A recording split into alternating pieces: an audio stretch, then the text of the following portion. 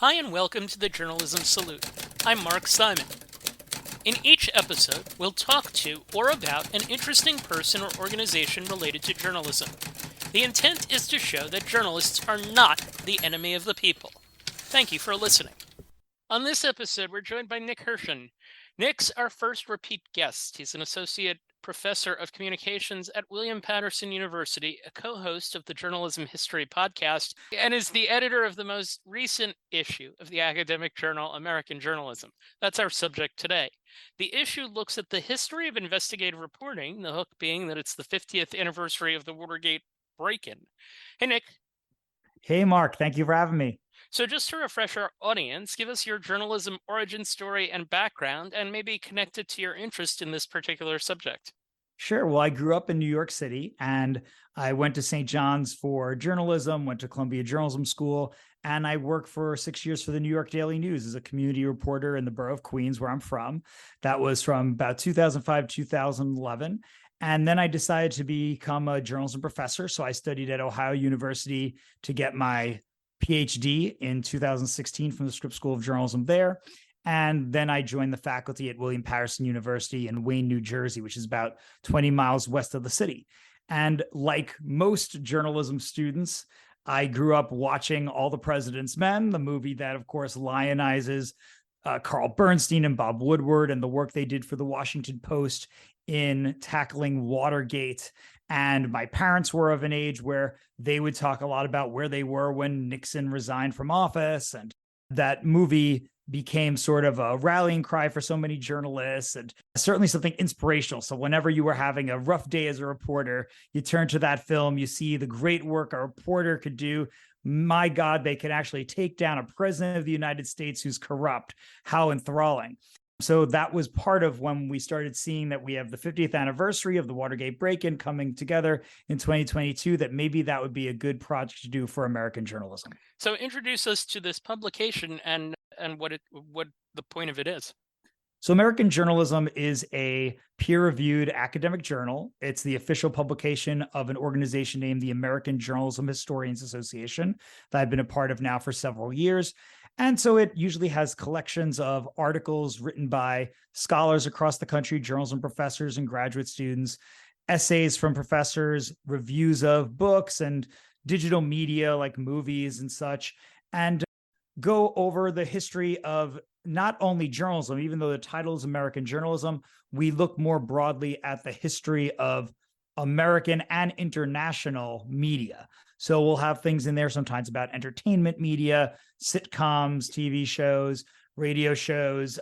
We will have things about sports, which is my interest, right? The sports broadcast or sports branding, like I did for my dissertation. So those are the sorts of things that you will find there. This is a little bit of a different project because for the first time, we are involving not only professors writing for this publication and not only academics, but having the actual platform for investigative reporters themselves to be part of this issue.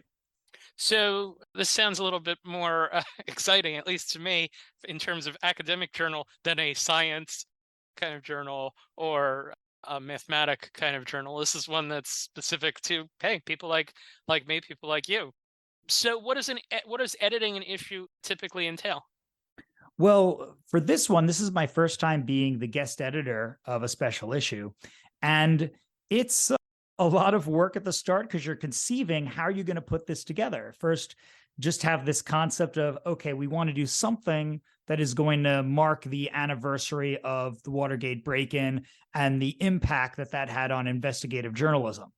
But how are we going to do it? So I didn't want to just have a bunch of professors writing pieces about the meaning of Watergate.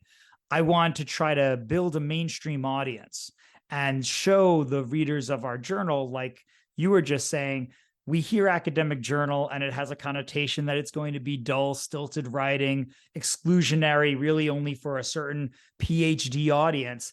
And in reality, a lot of the work that we're publishing every issue in American journalism is very readable. It's storytelling. It's former journalists who are now doing historical work, quoting their sources, finding out some really fascinating things. And again, sometimes about entertainment and yes, about the history of newspapers and TV broadcasters in the news industry, but also some other fun things. And I thought this would be a good opportunity to kind of run the gamut there. So we start out by identifying that's going to be our purpose. We put out what we call a call for papers. We ask journalism historians from around the country, hey, are you interested in writing a piece for us?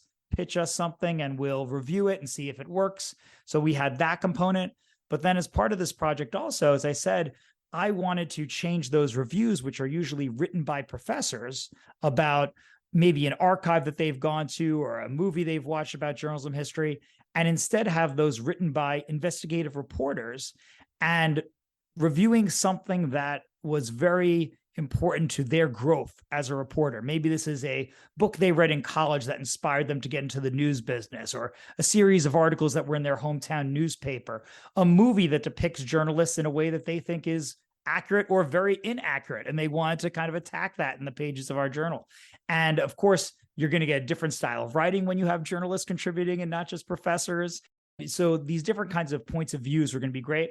And in addition, as I know we're going to be talking about a little bit today, having interviews with famous journalists and other figures who were either related to Watergate or different eras of history that had some sort of an interaction with, they were covered by investigative reporters, or they would have some greater appreciation for that. And then the last component there is I want to publicize the work that everybody did to put this together through podcasts like yours, because we often don't do that in the academic community. I know when you probably have had me on in the past and we talk about the work of the Journalism History podcast, that's the same idea, is that we want to make sure that we're not only appealing to the ivory tower folks, that this is something that Joe Schmo might be interested in the work that we're doing.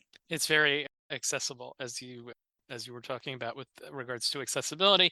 So there's an overview piece to start, tracing the origin story of investigative reporting dating to the earliest European settlements on the North American coast, and another piece that goes back a good ways on how abolitionists used investigative journalism. So those are your two big history pieces. What can we take from those?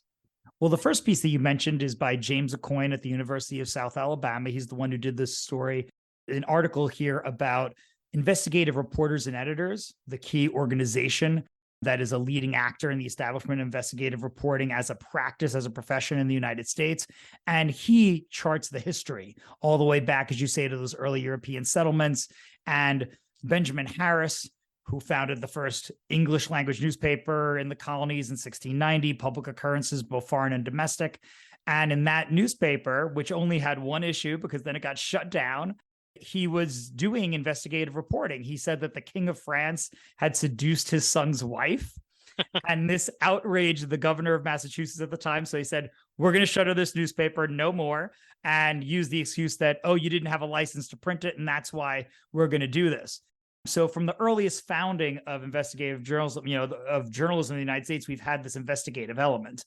As we'll see, some journalists will argue that all journalism is inherently investigative. You are interviewing people, finding information, bringing it to an audience.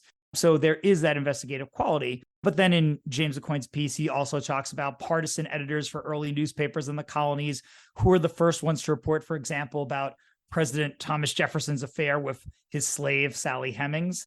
So big pieces in the early history of the United States coming out in investigative journalism. And then you mentioned another piece that we had in there by Jerry Lenoska at Indiana University, which is about abolitionists and how they were also practicing investigative journalism. So, when we look at investigative journalism, one of the things that I want to kind of show in this issue is that it did not start with Watergate and Woodward and Bernstein. That's how it is perceived in popular memory and in the journalistic imagination. But in reality, people were doing investigative journalism in the United States for centuries earlier. So, for example, what Jerry found out in his piece was looking at abolitionists as far back as the 1830s that were trying to use pamphlets and newspapers to unearth and lay before the public this documentary proof of slavery and its abuses and quite how evil it was. And he specifically looked at a book in 1839 that came out called American Slavery as It Is, the testimony of 1,000 witnesses by a man named Theodore Weld, an abolitionist. And this was using evidence-based investigative journalism techniques more than a century before that phrase, investigative journalism, came into use. So some of the things that he did weld in this book was looking for eyewitnesses who had seen the horrors of slavery up close, looking through Southern newspapers to see their reporting on this that would not have been making its way up to Northern audiences, for example. We may not think of that today because we're such an interconnected society that I could be sitting in my home in New York and be able to read the Atlanta Journal-Constitution on my laptop. But obviously back then that was not possible. And so he looks through 20,000 newspapers, and he includes a report that a former Virginia slaveholder tells him about a man whipping his 15-year-old slave so hard that he dies. And the wife actually of this slaveholder using a smoothing iron to burn the slave. And this slave owner ended up being tried and acquitted twice. He had done this twice, but acquitted because the only other witnesses were other enslaved Black people. And so this is ways that we see investigative techniques long predating Woodward and Bernstein. And it sounds like there are some parallels to 2022, no? Certainly in 2022, we're thinking about investigative journalism into the January 6th riot and into former President Trump's business dealings and legal problems. We have calls for investigative journalism from conservative media outlets into Hunter Biden's laptop and different reasons why they think Joe Biden should be impeached. And that all comes through in this special issue, some of the diversity of perspectives there. But certainly, I mean, we look at what we've seen in recent years with reporting on police brutality that has spurred the Black Lives Matter movement, and sexual harassment that sparked Me Too, and all of those sorts of investigative techniques that even a lot of people like my students sometimes who may say, well, I don't read a newspaper every day, I'm not really looking for news all the time. And yet we know about so many of these things because an investigative reporter somewhere took a lot of time, and probably not at the salary they deserve, in order to publish this and get it out into the public discourse. So you have a couple of Watergate pieces, if we want to zip forward a little bit from time to something that's a little more modern. One from a prosecutor, one from John Dean. What did you learn from the Watergate pieces? Yeah, so the Watergate pieces are also critical, right? We did not want to ignore that part of American history. That was the impetus for doing this special issue in 2022 of the 50th anniversary. So one piece you mentioned, the prosecutor, that is Jill Wine-Banks. She spoke to the editor of American Journalism, my colleague Pamela Walk, who teaches at Duquesne University in Pittsburgh. And in that interview, Wine-Banks, who is often on MSNBC as a legal analyst, but talked about how she was an assistant special prosecutor in the obstruction of justice trial of Richard Nixon's top aides. She was the only woman among those three attorneys who was investigating Nixon's attorney general and his chief of staff and his advisor. And she goes into how her journalism degree prepared her for a law career, I should say, reveals how the sexist press scrutiny during Watergate impacted her self-esteem. And she explains why she believes the special prosecutor's decision not to indict Nixon after his resignation was a mistake. And then the interview I did was with John Dean, who was White House counsel to Nixon from 1970 to 1973. Your listeners probably know that he appears often on CNN, frequently comments on Donald Trump's legal problems. So you'll see him on TV all the time. Actually, the day that I was interviewing him, he was getting messages on his phone to appear on CNN later in the day. And he was trying to figure out when do I have a TV hit? Which show am I going to be on? So it was interesting to see that in progress. But the interview with John Dean, again, for someone who's a student of journalism like myself and has heard the name John Dean mentioned so many times over the years, has read his work, it's really fascinating to be able to speak to these people and ask them questions you always had, like talking to him about what are his views on Bob Woodward and Carl Bernstein. Some of the work that they did obviously helped send him to prison because John Dean served time for Watergate. And then also, though, John Dean is kind of held up as a hero of Watergate who turned against Nixon and was able to be the first administration official to really say Nixon did something wrong. He was involved in this cover-up. So asking about his opinion on Woodward and Bernstein, he talks about bumping into them for the first time in a Chinese restaurant years after all of this happened. And also, which was surprising to me, I was asking John Dean about the film All the President's Men, which we talked about at the beginning of our interview today. In my field, journalism educators hold that up as one of the great classics that we show our students every semester to inspire them. But in John Dean's view, he said it's very distorted and he believes it borders on criminality. He actually mentioned kind of amusingly that he's not even mentioned in the movie at all, which he found interesting, even though he played a critical role. And, but that idea that it could be a criminal depiction of Woodward and Bernstein as being these heroes who single-handedly dethroned a president. And the way Dean described it, well, it's good drama, but they distort facts. And really, they should be almost held under defamation law, but courts in California won't do that to them. And they should hold them to some sort of a standard that you can't get away with saying based on a true story. You should say this is a fictional account. I'm sure that this is a multi-sided story, the nuance of which you wouldn't necessarily condense into 60 seconds of discussion. We'll acknowledge that, but we'll also note that there is an academic piece on the idea of the role of Woodward and Bernstein as being heroic historic journalists, that they played an important role, but that maybe it was a little exaggerated just how important that role was. What about that piece? Right. So that piece that you're talking about was written by W. Joseph Campbell, who is a professor at American University. And he has run for many years a media myth blog. He writes about these myths in the media that get perpetuated and repeated so often that they kind of overtake the truth, they become the dominant memory of these sorts of events. And so the critical one is that Woodward and Bernstein were these sole actors. Without them, Nixon would still be in office and everything would have turned out okay. And so he's investigated this in many pieces, and we asked him to go into more detail here, that that investigative journalism, even though it may have played a role in Nixon's eventual resignation, it really was not as critical as people make it out to be, and how it's become part of this narrative of a heroic journalist that's very misleading and really should be revised, in his opinion, to emphasize that Watergate ended a corrupt presidency despite, but not because of, journalists and their sources.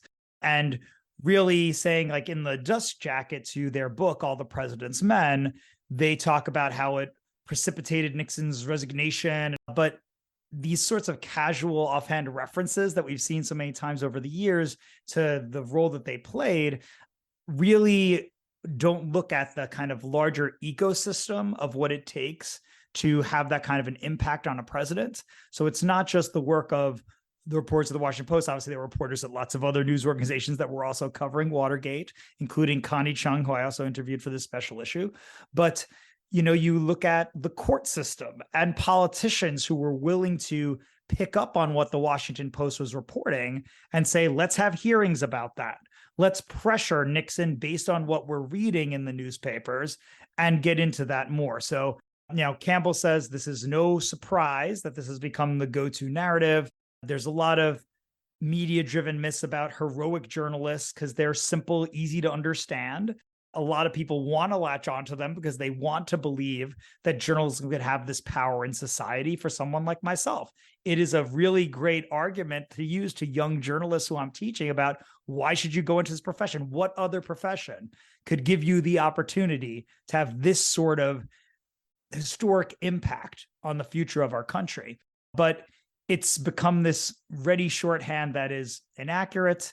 And he says it's kind of sidestepping the tangle of detail in Watergate.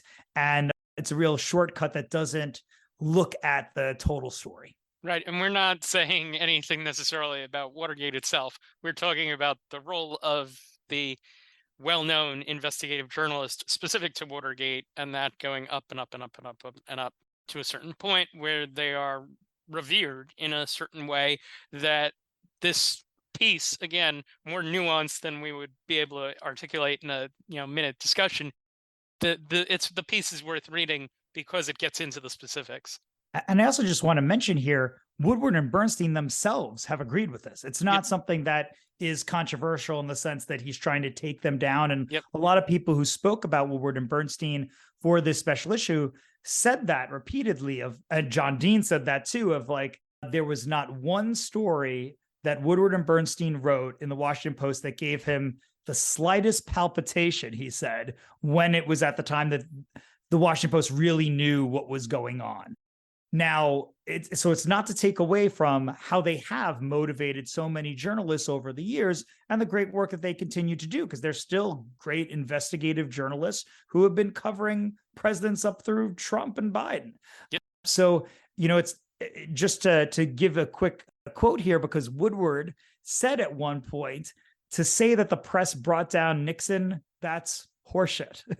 So if you even have Woodward himself acknowledging that we were not the key players, and Kate Graham, the publisher of the Washington Post at the time, she said this sort of stuff too. So a lot of people say, are we a part of it? Yes. Are we the sole people? Of course not.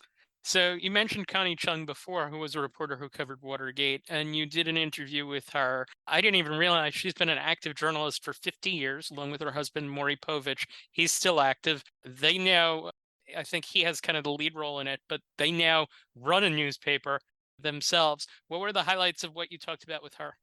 That was a wonderful interview. I have to say, Connie Chung is one of the sweetest people I've ever gotten to interview. And of course, again, surreal to be talking to some of these people who used to come into your homes glowing on a television set for so many years. And now you actually get to have this one-on-one Zoom with them. But she's the first person of Asian descent to anchor a major network program in the United States. She's on CBS, NBC, ABC, CNN, MSNBC. She's been all over the dial. And I didn't really realize that at the beginning of her career, she was on the CBS Evening News with Walter Cronkite, reporting on President Nixon and Watergate. She started her career at CBS Evening News in 1971, which is a year before Watergate. So she covered all of that sort of stuff. She was affected, like a lot of journalists, even though some of these journalists are not as associated as Woodward or Bernstein, very much affected by that ethos of doing strong investigative work. And so when I was talking with her, a lot of really interesting things of Connie Chung, but we talked about investigative reporting that she had done, for example, on CBS in 1990 about silicone breast implants that were causing immunity issues in women. And the FDA commissioner seeing that report and saying, I'm going to stop Dow Chemical, the manufacturer who's making them, from producing them anymore. Connie Chung also did a report in the early 2000s on 2020 on ABC about the Ku Klux Klan. And she did, really appealing to me as a historian, she went back and looked at a murder in 1966 where a Ku Klux Klan member had been one of three white men to shoot to death a black man as part of this plot that they were going to shoot somebody, kill a black person in Mississippi, and then that would bring Martin Luther King Jr. to Mississippi because he would be an activist, be concerned about that shooting, and then they would also assassinate Martin Luther King when he arrived. So that Ku Klux Klan member was acquitted back in the 60s. And there is double jeopardy in the United States. You cannot try someone a second time for the same crime. However, what Connie Chung's reporting found out is that this crime took place in a forest on federal parkland. So actually, the federal government could still pursue a separate case against this Ku Klux Klan member, even though the state had already tried him. And they did, based on all this information that her 2020 team was able to find. And sure enough, they were able to get him arrested, put in prison for the rest of his life. She also talked about an interview she did, probably one of the most famous interviews in broadcast journalism history. In 2001, she did an interview watched by millions of people with Congressman Gary Condit. He was the congressman who was involved with the disappearance of Chandra Levy, the intern in his office, and a lot of speculation about whether they were having an affair. And what I found interesting there, and this is, again, looking at investigative journalism, sometimes it is very deep in the way that Connie Chung was looking at the Ku Klux Klan case and looking through dusty old archives and finding all these old police reports and court records. and doing a lot of interviews with people from decades earlier who may have been witnesses to the shooting somehow involved. But sometimes investigative journalism can be very simple too. And so in this interview with Gary Condit, Gary Condit at the time had been saying, I don't really want to talk about the disappearance of Chandra Levy. Out of respect for her family, I don't really want to get into this. And Connie Chung called him out on it in the interview and said, wait, when Bill Clinton a few years earlier was having his sexual indiscretion problems with Monica Lewinsky, you called on him to publicly air, quote, every detail of his affair with Monica Lewinsky. And now you're refusing to talk about your own potential affair. Shouldn't those rules apply to you? And so those simple things that we see journalists do a lot on television, for example, on radio, just saying like, hey, wait a second, Senator, Governor, Mayor, 10 years ago, you said this, and now you're saying something that's the opposite. People voted for you based on the promises that you made and the kind of way you presented yourself. And now you're not following through on that. And so it's small touches like that I think still need to be respected as part of the fabric of investigative journalism in the United States. And as I said, if you read the article, you'll learn more about the work that Connie and Maury are doing now. There was a non-traditional piece in here, I thought. Anytime you can bring up Dr. Quinn, medicine woman, in a journalism issue, I think it's pretty interesting. You talked to Jane Seymour, and the reason you did that is because she played an investigative reporter in a made-for-TV movie called The Absolute Truth. She also did some reporting on the British royal family.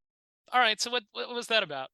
Yeah, this one was really fun too, because I wanted to not only interview journalists who had been investigative reporters, but we were just talking about how All the President's Men is the movie, because there was also the book All the President's Men, but the movie All the President's Men kind of became the depiction of investigative journalists that is in the public consciousness.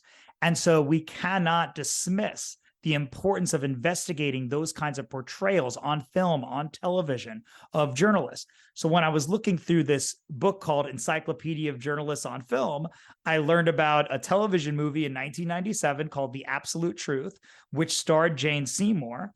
And at that point, she was already famous. She was in Live and Let Die in 1973, the James Bond movie. She was in, as you mentioned, Dr. Quinn, Medicine Woman, which is how I knew her growing up. But she was executive producer of this film, not only the star, but executive producer. And she really believed in what this film was about.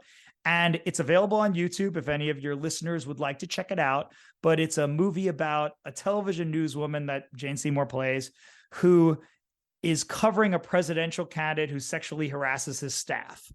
And it has a lot of similarities with the Bill Clinton scandal or the Gary Hart scandal that was happening, in the years before this movie came out. It also has William Devane in it, Bruce Greenwood, Linda Pearl. So there's a lot of actors who your listeners might recognize. But this movie, is really interesting because it has a very negative look at how journalists do their business and how they're backstabbing and they lie, just like the politicians that they're covering who are masterful at spin and end up, kind of working with journalists to deceive the public almost. So I was very interested in talking to her about that. And as you said, when I was doing research about her career, I was surprised to find out she had covered these royal weddings for Good Morning America and Entertainment Tonight. And at times while covering these royal weddings, she got into some trouble because she was able to get access to members of the royal family that the traditional press corps could not get. And those folks got angry at her. People like Brian Gumbel and Barbara Walters got upset at her for her access. So there was a lot of that. But, the other kind of fun thing was Jane Seymour can talk about it on both sides of it. She was a public figure being covered by reporters throughout her career, still to this day. So I was talking to her about have there ever been rumors reported about you that were wrong, investigative reporting about you that was incorrect? And she was laughing about all the time. And she told me a few stories, a few here that really stick out from Dr. Quinn. But she said there was this story about how she was so averse to mud that even though they were filming in a state park for Dr. Quinn, she would roll out a red carpet to get from her trailer to the set. She would never, ever want to touch mud. And she said, that's ridiculous, Nick. If you watch the pilot episode of Dr. Quinn, I fall face down in the mud. That is like right there. It's recorded for everybody to see. And then there was also a rumor that was out there in the British press that she would only wash her hair with imported English rainwater, that she would get this delivered on a 747 jet at great expense, and she would not take a shower. You know, she's a diva who will not take a shower unless she has this expensive rainwater. And she said, like, you know, you look at this stuff and, you know, maybe a discerning audience would say, well, that's not true. But of course, it hurts people's reputations. And I think in her case, what clearly came through in our interview is she has a deep distrust of the media now. And she really thinks, based on some of what she saw when she was at Good Morning America, and she saw the way they were trying to frame stories, because she was also, you know, to do some research for this movie role in The Absolute Truth, she spent time behind the scenes at some TV networks and was getting a sense of how do they decide what goes on the air. And she was saying it was terrible. She's telling me the story about how they were doing a story about couch potatoes, and they were all in the newsroom, and they're trying to say, oh my gosh, we need a couch potato to interview for this story. We need to get a couch potato on TV. And she said she could just imagine a reporter calling a friend at home saying, like, hey, Mark, would you like to be on television? I'll come over, we'll get a crew over from CBS, ABC, we'll film you. And of course, we won't tell you that it's because then we're going to show you on television as this lazy oaf who doesn't get off the couch. And, you know, so she was talking about how she really had this very negative view of it. And if you watch The Absolute Truth, I think you'll see it. The other kind of neat thing there about The Absolute Truth is, you know, it's unfortunate that it was originally supposed to air right before Election Day in 1996. It ended up getting pushed back, she thinks, for political reasons, because people may have been pressuring CBS, like, don't air it right now. You want to make sure that you wait until after the election. And so what ended up happening is it aired the next year at the exact same time slot as the episode of Ellen, where Ellen DeGeneres' character came out as gay. And that was one of the most watched episodes of all time. So everybody was watching Ellen and not looking at The Absolute Truth. So it's one of those things that I encourage our audience to check out. But, you know, especially anyone who's a journalism student, a journalism professor, watch this with their class, debate some of these ideas. This is what I was trying to do as part of this special issue, is enter new pieces of media into the conversation. We all know about All the President's Men and Spotlight and some of those critical movies about that are really well done, movies about investigative journalism. But you know what? There should be some room for The Absolute Truth as well. I like that you introduced a movie that is not going to be familiar to most people. So give us a state of the union here. You wrote something within the journal about finding a common theme in most of the interviews, but that budgets are killing investigative reporting teams. What's the state of the union of investigative journalism? Well, I think that's really critical to examine here too, is that right now there is a kind of a sense that a lot of the people who I was interviewing were voicing that investigative journalism has died. It's something of the past. There were the shoe leather reporters of a Woodward and Bernstein era, but there's just not the money to support that kind of in-depth journalism anymore in an age of the shrinking budget and the staff getting laid off. And that just really isn't true. I think there is some concern that good investigative journalism is still being done and was done a lot in the lead up to the 2016 presidential election, for example, and 2020. And people just didn't pay as much attention as they might have paid in previous generations for lots of reasons, because we have a fragmented media landscape. When there's so many different things for us to watch on television, for example, and we've got every streaming service, there's movies, there's video games, there's the internet, and there's so many things demanding our attention, it can be difficult to focus the way the nation might have at some points during Watergate or scandals when I was growing up in the 1990s involving Bill Clinton, for example. It was something that everybody was talking about, the water cooler. That kind of culture does not quite exist anymore. However, investigative journalism is still flourishing. You mentioned before Connie Chung and her husband, Maury Povich, and they run a newspaper in Montana named the Flathead Beacon that Maury created to commemorate the life of his father, who was a famous Washington Post sports writer, Shirley Povich. And they at the Flathead Beacon are encouraging their reporters to do this sort of investigative work. One of the things that Connie Chung was mentioning to me was they had just had a piece around the time that I was interviewing her about the local library and people getting upset about certain books that had been banned, or, they didn't, or they wanted them to be banned, and that someone had actually dropped some of these books through the slot with bullet holes in them, actually shot through the books and returned them that way. And so this sort of investigative work of, who's behind that, what kind of chilling effect does it have on librarians and others? This is something that we need to explore a little bit more deeply. And also, I just want to mention, in researching the note that I wrote at the beginning of the special issue that you're referencing here, I was looking at a book, came out in 2018 by Beth Noble, professor, a book named The Watchdog Still Barks, watchdog referring to like investigative journalists, and saying that newspapers actually had more investigative stories on their front page over time, not fewer. We're actually seeing more of it because a lot of newspaper editors say, this is a key selling point for us. We cannot compete with some of the things that are on national news. We're never going to have that kind of glamour. But one of the things that we've got that TV news and radio just doesn't tend to do quite as often is investigative reporting in our communities. And that's something that I hope is continuing. I hope that all your listeners will support it.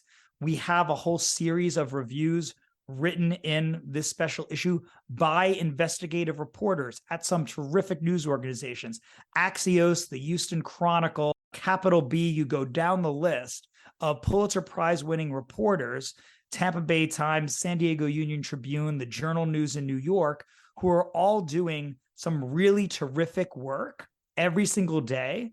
And take the time to pick up your local newspaper and appreciate some of this, or go online and read some of this stuff, because it's still happening. It affects your life. It affects the decisions that you make on how to vote, how to live, the water you drink, the parks you play in, everything that is critical to the way that our everyday lives are run. So I think that the moral of all of this, right, the bottom line is investigative journalism did not necessarily peak back when Woodward and Bernstein did their work. They were part of this legacy that we saw happened way back in 1690 with Public Occurrences, Foreign and Domestic, the first newspaper in the colonies, going all the way up to what we're seeing today in investigative reporting on Donald Trump and Joe Biden. Do you find that your students are interested in the topic? I think that students, I've found at my university are, and a lot of schools, I think, are really driven more into reporting on sports and music. Those are two topics I hear about a lot. And I try to encourage them to think about those also from a standpoint of investigative journalism, right? Because if we look at things like, okay, you want to be an entertainment journalist, it's not all fluff. There's the Harvey Weinstein scandal. There's Me Too. There's Black Lives Matter coming into the sports world. It's painted on the court at NBA games. It's being talked about in the NFL with Colin Kaepernick. I mean, this is something that we want to investigate more deeply. And I think that what I do see a thread with a lot of students is an idea of advocacy journalism, and maybe even going back to what Jerry Lenoska was writing about with the 1830s abolitionists. We have this idea right now that journalism should be dispassionate and just a kind of neutral observation of what's happening around us. But it's being attacked by a lot of really strong journalism minds who are saying we can never be completely unbiased. Our experiences, who we were when we were born, our race, our religion, our gender, these things are going to affect us. And they're not say that we're going to have some sort of a hateful bias, but they are going to influence our reporting. And that's okay if you're transparent about it and you make sure you acknowledge that and understand how it's influencing you. So I think with a lot of journalists, a lot of journalism students especially, there is still that passion for, I see something wrong. There is some issue, whether it's, we know young people are interested in environmental topics. We know that there's a lot of political activism, especially after the Dobbs decision by the Supreme Court. There's a lot of interest in covering these kinds of things. And through investigative work, as long as you're not now only showing one side of it because you really want to prove a point, so you're only going to look at the evidence that helps you prove that point. But I think in a lot of cases, that is the first step towards, I think something is going on, like those abolitionists were saying in the 1830s. They're getting away with things in the South that are horrifying. And if our audience in the North really deeply understood that people are being whipped to death and burned and how horrible this is, then maybe they would push a little bit harder for an end to this practice. And so I think we're seeing the same thing today with students being interested in those kinds of issues on their campus, in their neighborhood, nationally, and wanting to give voice to it. And that's really important too, because every segment of the population, younger people, they have a certain view that maybe you and I won't have because we're not in those shoes. We don't know what those issues are. So I do see that. I love the work that the Flathead Beacon is doing in Montana under Connie Chung and Maury Povich's leadership, because they are having interns come in from Montana newspapers and also, I believe, from newspapers out east. And they're getting young people engaged in this, supporting them financially and giving them a lot of encouragement morally. And that's, I think, what we can all do as a collective is when we see good journalism, share it, email it around, post it on social media, make sure it gets read and respected. Speaking of which, how can people find the publication of American Journalism? So there's a few different ways they could do it. We have a website that is american-journalism.org. You'll see all of our stories, all of our issues, essays are up there. If you actually want to read some of these components that we've been talking about, you can also find that on the website of our publisher, which is Taylor and Francis, is the academic publisher that puts out the academic journal, American Journalism. So on the Taylor and Francis website, you'll see now some of the traditional features of an academic journal. Another thing that's frustrating sometimes to contributors is that it's behind a paywall, and a pretty expensive paywall if you want to get access to everything. But you can buy individual articles. But also what we're doing for this special issue is making certain pieces paywall free, so that anybody who goes to the website, you don't have to click on anything and give your credit card. You can just get in there and read this great stuff we're talking about. So we have the essay by W. Joseph Campbell that we were talking about before, about the heroic journalistic narrative of Woodward and Bernstein and all the President's Men. That's going to be paywall free. You can go read it. I did an interview with Steve Scully, former host on C-SPAN for decades, who talked about being inspired by the work of Woodward and Bernstein during Watergate when he was delivering newspapers as a kid and growing up with that. And then he got the chance to interview these folks over the years who were involved in Watergate. So that interview, we're also going to be making paywall free. You mentioned before the one that my colleague Pam Walk did with Jill Wine-Banks, the prosecutor during Watergate. That's up there. And Alex Stuckey, an investigative reporter for the Houston Chronicle, who won a Pulitzer in 2017, she did a review of something that her professor had written when they were working for a Memphis newspaper about the infant mortality rates in Memphis. And what did that mean? We're also going to make that one paywall free. So throughout the month of November and into December, we're going to be seeing different pieces of this issue are going to be going up on the website. It is going to hit the mailboxes of our subscribers in December. But I definitely encourage all of your listeners, check us out. I'm also going to be putting stuff out on my own Twitter feed. I have video of the Zoom interviews I did with Steve Scully and Connie Chung and Jane Seymour and all these folks. And I'm going to be tweeting all that out from my account at Nick Hirshon. So everybody can, see that and really get a sense of how emotional these folks get. Some of that comes through when you're reading a transcript, but some of it only can be captured when you watch the video. Nice. So the last question is the same one that we always ask at the end of interviews, but we'll slightly theme it and say, is there someone that you would like to salute for their good work in investigative reporting? Maybe someone that we haven't mentioned yet. I would just say all of these folks who contributed to our special issue are worthy of people reading, especially some of these authors of the reviews that we did not have a chance to talk about yet. So we had a review in here from Leonora Lapeter Anton from the Tampa Bay Times. She won a Pulitzer Prize in 2016. Piece by Isaac Avalucia, who works for Axios, friend of mine. Jeff McDonald from the San Diego Union Tribune, Caroline Michelle Aguirre, who works for a French news magazine named Labs. We actually have not featured a lot of work from international journalists before, and that's something that I want to make sure we included here too. A reporter for Capital B, Adam Mahoney. Capital B is a news organization focused on Black news. He's their climate reporter. Christina Sturbens, who works for Vice News. I mentioned Alex Stuckey from the Houston Chronicle, and my former colleague at the New York Daily News, Tom Zambito, who now works for the USA Today Network. So I'd say start with all the work that they are doing, because if you look them up on Twitter, if you see every day they're putting out some really terrific pieces. And of course, we have limited time in our schedule, so we don't get to read all of it. But these are people who are fighting that good fight at a time when it's very difficult to be a journalist. There's a lot of hostility towards journalism. There's a lot of long hours that journalists have to work for not such great pay sometimes. And they are willing to do all of this, and they were contributing to our special issue to highlight all of that. So reward them with your views, your clicks. They really are doing some excellent stuff. Nick, thank you for Nick Hirshon, American journalism editor. Thank you for joining us. Thanks so much for having me, Mark. To learn more about Nick, check out the interview that I did with him and Terry Finneman, episode 12 in 2020. Thank you for listening to the Journalism Salute. Please let us know what you think of the show. You can find us on Twitter @JournalismPod, and you can email us at journalismsalute@gmail.com.